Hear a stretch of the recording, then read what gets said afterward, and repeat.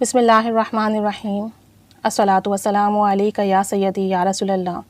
وعلی آلک و اصحابک یا نور اللہ اللہم صلی علی محمد کما تحب و ترضی لہ۔ درود شریف پڑھنے کی بہت برکات، بہت ثمرات ہیں۔ درود پاک کے اتنے سیغے ہیں، اور آپ جو بھی سیغہ سلیکٹ کریں اسے محبت سے پڑھیں، پابندی سے پڑھیں، مستقل مزاجی سے پڑھیں، اور محبت کے ساتھ پڑھیں گے تو آپ کو بے پناہ برکات، فضیلت ملیں گی۔ کیونکہ درود پاک ایک ایسا عمل ہے جس میں بیک وقت اللہ اور اس کے رسول صلی اللہ علیہ وآلہ وسلم کا ذکر آتا ہے۔ تو پڑھنے والا جب درود و سلام کے الفاظ ادا کرتا ہے تو اللہ کریم اور نبی رحمت صلی اللہ علیہ وآلہ وسلم پڑھنے والے کی طرف متوجہ ہوتے ہیں، اور پھر جب پڑھنے والا محبت سے پڑھ رہا ہو، دل میں کوئی آرزو ہے، کوئی حاجت ہے، کوئی بات ہے، تو چونکہ اللہ ہے اور اللہ کے رسول ہیں، وہ نظر کرم کرتے ہیں اور وہ جان لیتے ہیں کہ اس بندے کے دل میں یہ بات ہے۔ اور پھر کیا ہوتا ہے کہ ہم درود شریف پڑھتے جاتے ہیں، بارگاہ رسالت صلی اللہ علیہ وآلہ وسلم میں درود و سلام بھی پہنچتا ہے، اس کے پیچھے چھپی حاجات بھی پہنچتی ہے، اور پھر نظر کرم ہوتی ہے تو وہ حاجات پوری ہو جاتی ہے۔ اب درود و سلام ہم پڑھ رہے ہیں، ساتھ ساتھ یہ چاہتے ہیں کہ بس جلد از جلد ہمارا کام ہو جائے، جلد از جلد ہماری دعا قبول ہو جائے۔ دیکھیں، جلد بازی نہیں کرنی ہوتی ہے، آپ کو اپنا سفر جاری رکھنا ہے مستقل مزاجی سے۔ اس سفر میں آپ کے لیے آسانیاں اللہ کریم خود کر دے گا۔ پھر بھی بہت سارے احباب ہیں، لوگ ہیں، میسیجز کرتے ہیں، پریشانیاں بتاتے ہیں، دل چاہتا ہے کہ بس ابھی ان کا مسئلہ حل ہو جائے۔ تو آپ لوگ پلیز ایک کام کر لیا کریں، اگر تو آپ تہجد کے بعد کر سکتے ہیں تو ویل اینڈ گڈ، نہیں تو آپ کسی بھی نماز کے بعد کر لیں، نہیں تو ہر نماز کے بعد کر لیں۔ دیکھیں، اللہ کریم کی بارگاہ میں تہجد کا وقت بہت قبول و مقبول ہے۔ اس وقت کی کوئی دعا رد نہیں ہوتی، کیونکہ اس وقت تو خود رب عز و جل فرماتا ہے کوئی مانگنے والا کہ میں عطا کروں۔ تو جب خود اللہ یہ بات فرما رہا ہے تو مانگنے والے کو کیوں نہیں عطا ہوگا؟ تنہائی کا وقت ہے، رات کا وقت ہے، دنیا سو رہی ہے، غفلت میں ہے، اور کہیں اس کی بارگاہ میں ایک بندہ آ گیا، اسے پکارتا ہے اور پھر اس سے دعا کرتا ہے، تو پھر وہ دعا خالی نہیں جاتی۔ تو جب آپ تہجد کی نماز ادا کر لیں، نماز ادا کر کے دعا مانگ لیں، تو پھر سجدے میں سر رکھیں، اور سجدے میں سر رکھ کر درود ابراہیمی پڑھیں۔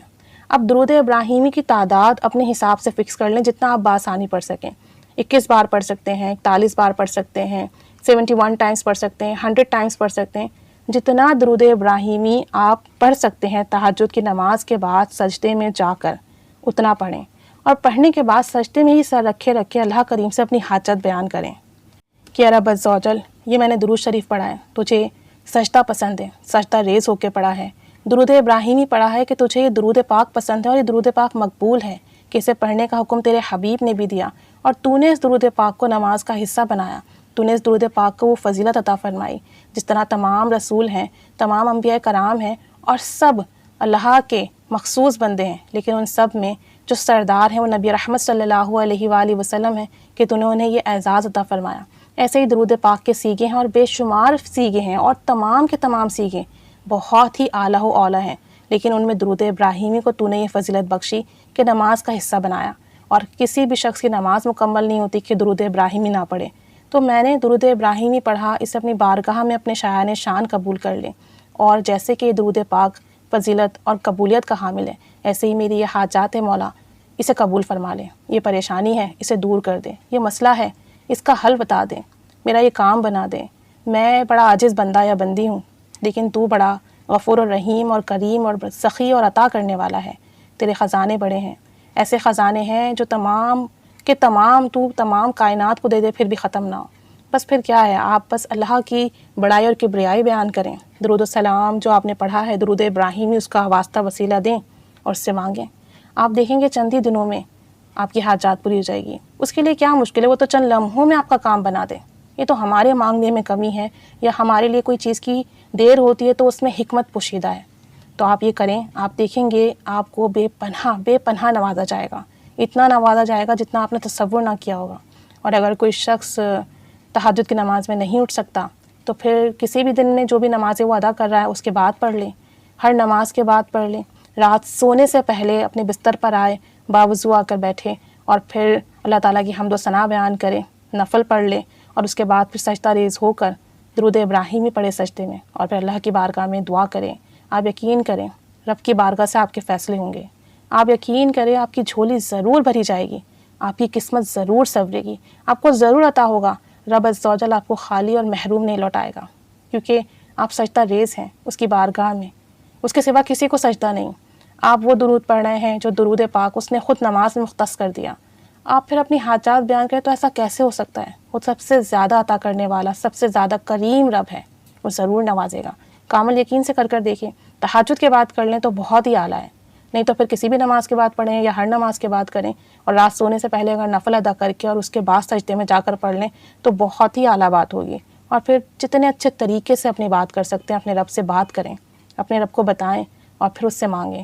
اور پھر دیکھیں کہ آپ نے تو کیا مانگا، وہ جو دے گا تو اپنی شان کے مطابق دے گا، اور ایسا دے گا نا کہ بس آپ بھی دیکھتے رہ جائیں گے۔ بس اللہ کریم سب کی جھولیاں بھر دیں۔ درود ابراہیمی بہت باکمال درود شریف ہے، بہت بابرکت درود شریف ہے، اس کی برکت سے بہت عطا ہوتا ہے، بہت زیادہ عطا ہوتا ہے، اور سجدے میں سر رکھ کے پڑھیں گے نا تو پھر آپ دیکھیں گے کہ عنایات اور کرم الفضل کی تو بارشیں شروع ہو جائیں گی۔ آپ اس بارش میں اپنے آپ کو ڈوبتے ہوئے محسوس کریں گے، اس رحمت میں اپنے آپ کو ڈوبتے ہوئے محسوس کریں گے۔ اتنا عطا ہوگا انشاءاللہ تعالیٰ۔ کامل یقین سے پڑھیے، پڑھ کر دیکھیے۔ بہت ایکسپیرینسز آئے ہیں اس کے میرے پاس،